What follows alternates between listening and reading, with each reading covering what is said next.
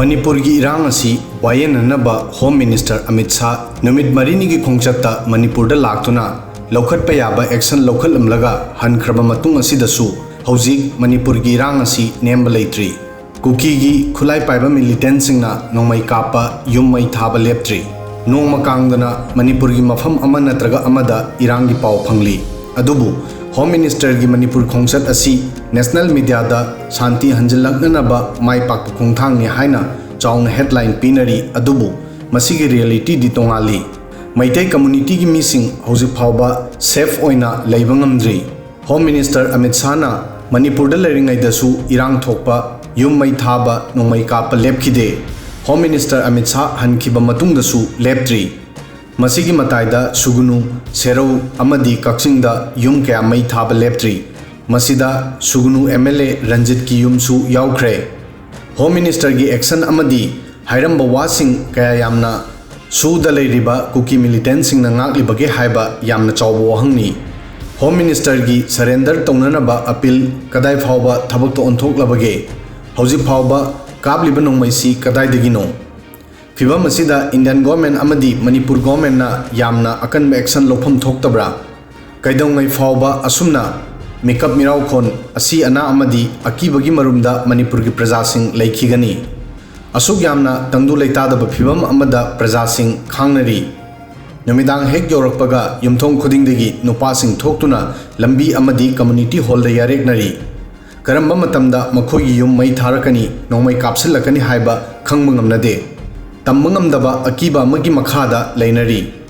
फिबम असिदा पिकलिबा आंगांसिंगी Kokta इरांग असिगी लमन खुंबगी अमदी येकनबगी तारिबा mummy असि मुथतनबा होनबदा चही कया चंगनी मसी अपुनबा मणिपुर अमगी वखलोंदा अकायबा ओरकनी सेंट्रल गवर्नमेंट दी थमक्रो अखोइगी लेजरिबा स्टेट गवर्नमेंट असिना थोकलेबा इरांग असी लाक्सिननबा अकनबा खुंथांग थांगबा इउ उदबगुम तौरी खोइसाउनरबा मियामना अकनबा वही क्या हाइनरक्ली मसी पेंदबगी खोलाउनी सेंटर न पिरकपा ऑर्डर की मताइदा अखोइगी स्टेट की लुचिंगबसिंगना मखोइगी ओइबा आइडिया अमदी स्ट्रेंथ उल्लमलबदी पेंदबगी खोलाउ लाउनरिबा असि खर मखैदि हंथरमगदबनी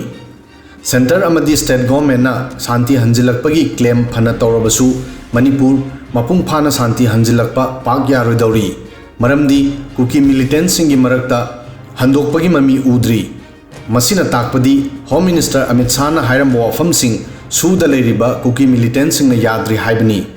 अदुगा ख्वाइदगी अवाबदी रिलीफ कैंप लेरिबा लिसिंग निफुगी मयादा ओइगदबा प्रजासिंग असिना करम तौबा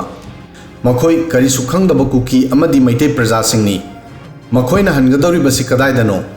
युम अमा साननबा होनबदा चही क्यागी हुमांगमल चंगलिबनी अदुबु नुंगसिनदबा कलक यंगथिबगी मैरीना मखोइगी युमसिंग तांगोई ओनख्रे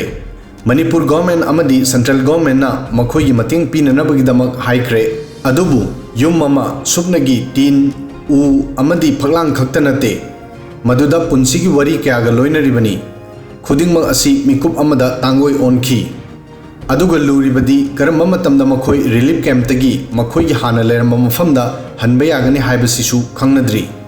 मणिपुर थोकलिबा वायलेंस असिगी इन्वेस्टिगेशन की दमक मियोय अहुमना साबा कमिटी अमा गुवाहाटी हाई कोर्ट की फॉर्मर चीफ जस्टिस अजय लांबागी लुचिंग मखादा सेमख्रे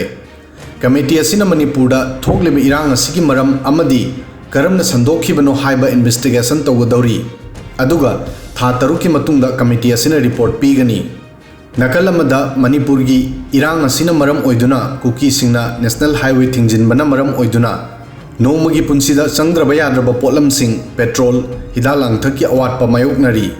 मणिपुर की मफम खरदा पेट्रोल ब्लैक तलुपा चनी लीटर अमदा योली एटीएम दा पैसा याउनद्रे था अमा हेनबदगी नेट थिंजिलगा ट्विटर अमदी फेसबुक ता पॉलिटिकल लीडर सिंगना अपील तौबनदी कानरोय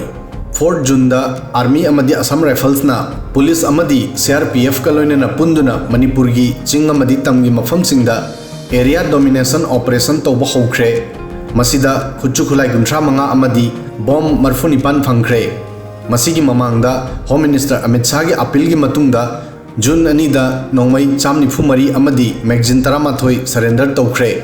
अदुबु तौरिबा ऑपरेशन असी कदाइदा तौखिबनो सरेंडर तौरकलिबा असी करंबा फुरुप की मियोसिंगननो हाइबदी खंगदे मसिना थोक्लिबा इरांग असिदा खरा नेमथबगी ममीसु उबा फंगदे हुन्नरबदि लैतुम वाते हाइबा अदुगुमना हौजिकसु कुकी अमदि मिटेसिंगी मरक्ता हुन्नब लेप्ट्री